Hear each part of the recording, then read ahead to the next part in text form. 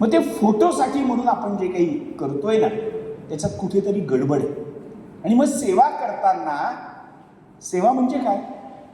कर्णाला आपल्याकडे दानशूर म्हटलं गेलं. कर्ण हा दानशूर आहे म्हणजे काय नक्की?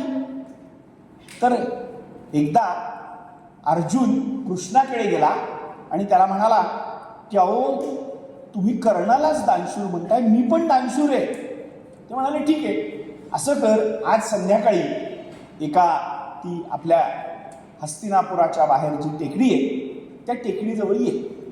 ती टेकडी कृष्णाने सोन्याची करून टाकली आणि अर्जुनाला सांगितलं उद्या सकाळपासून हे तू दान करायचंस.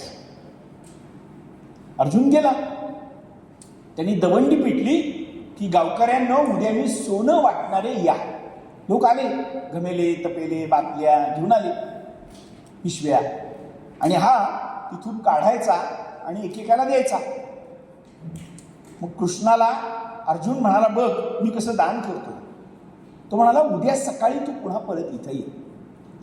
त्यांनी कर्णाला बोलवलं आणि सांगितलं की कर्णा ही सोन्याची टेकडी आहे, तर तू वाट. त्यांनी गावात दवंडी पिटली की लोक हो उद्या सकाळी या आणि ज्याला जे पाहिजे तेवढं घेऊन जा, मी चाललो.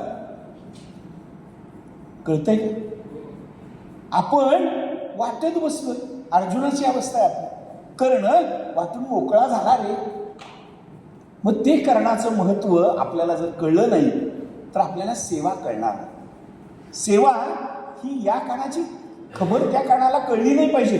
पण आपलं काय होतं, आपण डांगोरा पिकतो की ह्याव करतोय, मी अमुक केलं, मी ढमुक केलं. आता तर सोशल मीडियाचा जमाना आहे, न केलेल्या गोष्टी पण आपण दाखवतो सगळ्या. आणि त्यामुळे कुठेतरी सेवा ह्या शब्दाचा अर्थ आपल्याला नीट कळला पाहिजे.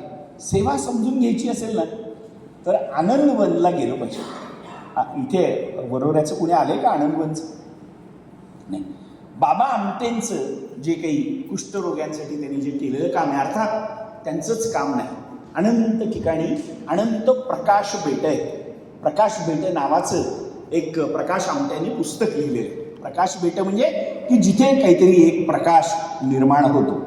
आणि त्या अर्थात बाबा आमटेंची अनेक पुस्तकं आहेत, पण त्यातलं सगळ्यात महत्त्वाचं म्हणजे काम काय असतं हे तिथं जाऊन बघितलं ना. म्हणजे त्या अंध मुली, आम्ही 7 वर्ष दरवर्षी 1000 मुलं घेऊन 15 दिवस बाबा आमटेंच्या आश्रमात राहत होतो. मे मध्ये जे भामरागडला किंवा